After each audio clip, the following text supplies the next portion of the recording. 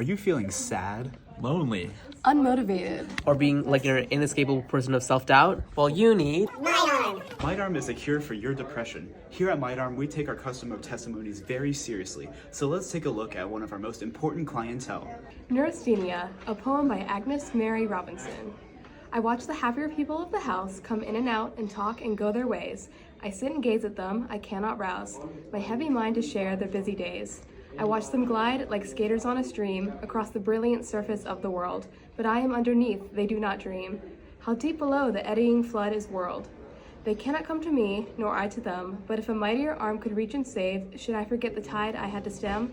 Should I, like these, ignore the abysmal wave? Yes, in the radiant air, how could I know how black it is, how fast it is below? This poem was written in the Victorian era in England. The Victorian era was characterized by strict gender roles and strict cultural and religious expectations. Women were supposed to be submissive to their husbands, morally pure, and constrained to a role in the home. This era was known for its hypocrisy, as many strived to maintain a morally upright appearance while they indulged in covert immorality.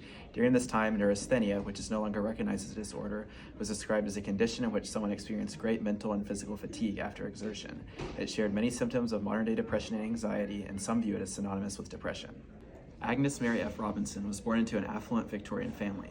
It is prominently noted that she had an 8-year relationship with a lesbian poet. During this time, non-traditional sexual orientations were looked down upon. This is evident in that Robinson had marriages with 2 males. At the time Robinson wrote the poem, she was preparing to marry her second husband. This suggests that Robinson struggled with her identity and may have had traditional relationships to shield the public eye from her homosexuality. This experience could have affected her mental health in the way she describes it in the poem. Further, her identity as a woman in a restrictive society could have contributed to her worldview and perspective on cultural expectations. Robinson decides to use a Shakespearean sonnet structure to talk about her problems. Usually, Shakespearean sonnet structures are more problem-oriented, and since this was a problem that was not very much acknowledged in her society, it had to be explained very in-depth. So our first quatrain talks about the introduction of the problem, and then the second quatrain continues the discussion of this problem. However, in the third quatrain, you see a possible solution for the problem and her considering the repercussions for it. Then finally, we get to our last couplet, or the fourth quatrain, which is her concession. In between the third and fourth quatrain, we see a volta, or a shift. This shift is paired with the rhyme scheme, which the last 2 couplets have the same ending vowel. And these 2 combine to provide further emphasis on the fact that though she is acknowledging this problem, she still finds herself conforming to her societal standards. yes. MindArm can have several side effects. The first side effect is that you may be more prone to saying what you're thinking. Stream of consciousness is a literary term where the speaker's feelings and thought processes flow throughout the poem. Stream of consciousness is utilized by Robinson to give a glimpse into the speaker's unfiltered monologue.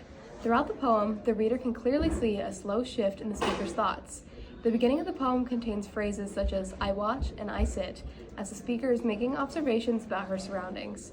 Her thoughts slowly shift to be more internal through phrases like "but I am underneath." By the end of the poem, the speaker's thoughts have completely shifted away from observations and instead are internally reflective, as shown by the speaker's rhetorical questions. This stream of consciousness allows Robinson to speak about subjects that would traditionally be taboo in the Victorian era, and helps the reader to see her internal thoughts and reflections, making it so they are able to connect on a deeper level. The impact of Robinson's stream of consciousness is amplified by her use of juxtaposition, which is the contrast of polar ideas to communicate a feeling. By taking her magic drug, Robinson can go beyond ranting and start to process her emotions. By creating a contrast between surface and depth, Robinson creates tension between internal turmoil and external presentations. In the first stanza, she compares happier people to herself not being able to get up. Superficially, this establishes a wall between herself and the outside. She transitions to a more metaphorical tone when she compares happiness of a person skating on a frozen stream while she is below in the eddying floods. What is notable is her use of water motifs and juxtaposing their calm to chaotic states, allowing her to communicate how feelings are mutable. Her treatment of simultaneous states of water proposes that people are external happy may experience internal neurasthenia. This makes sense given her context of being a woman in the Victorian era, as society forced her to strip her internal turmoil to present an outward status. This is impactful, as the juxtaposing imagery accurately represents a whirlwind of emotions that one might feel if depressed, allowing her to connect and provide her Victorian audience an accessible form of a taboo topic. Ultimately, our drug will cause you to question the world around you, perhaps asking rhetorical questions that you already know the answer to. In our poem, the speaker asks rhetorical questions revealing her hesitation towards confronting neurasthenia, ultimately criticizing flaws in Victorian society's treatment of mental illness. In her two questions at the end of the third quatrain, she concedes that if she were granted to live a life free of mental turmoil with a mighty arm, she would fail to acknowledge neurasthenia. Sonnet structure implies how the speaker is at the crux of a realization that given the opportunity of bliss, one would forget pain. This is contrast to her acknowledgement in the blackness below in her final rhetorical question, showing how the speaker is at a hesitant state.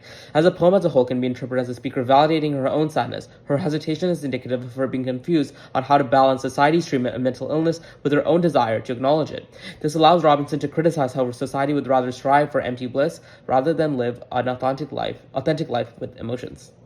Though Robinson called for an uncontrollable force to help her, we now have modern medicine. Introducing Might Arm, the mighty arm you need to pull you out of depression. Acknowledge your trauma today for the low price of free $99. Side effects include losing everyone you know and love, getting rejected by your society, forgetting your past trauma. Once you acknowledge it, you'll never look back. And if you ever doubt the efficacy of Might Arm, look at all of these resources we have provided.